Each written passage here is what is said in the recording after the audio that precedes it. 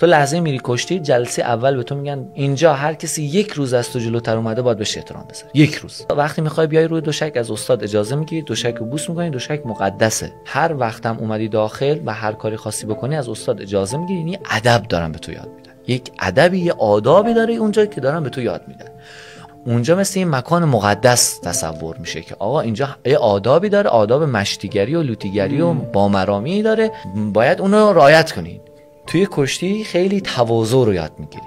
خیلی جالبه. شما تو اونجا مثلا اینجوری نیست که بدی یه موفقیتی کسب کنی هب بکنیش تو چش بقیه. و تو میبینی که آقا مثلا میری اردو تیم ملی، میبینی آدم‌هایی که 10 تا 5 تا مدال جام المپیک دارن، همینجوری موقعی میبینیش احساس می‌کنی آدم معمولیه، دوست داشتنی که خیلی نمیخواد بگه من قهرمان جهانم، من قهرمان المپیکم، من فلانم، من چه کار کردم، من فلان کردم. این حتی تو مصاحبه‌هاشون هم داری می‌بینی. مثلا کشتیگیر میره دوم میشه، میگه مردم شرمنده، من عذر میخوام، ببخشید من شما ناراحت کردم، من این شما داشتید به من نگاه میکردید، من باید شما شاد میکردم، شما شاد نکردم. یعنی این ذاتی کشتی.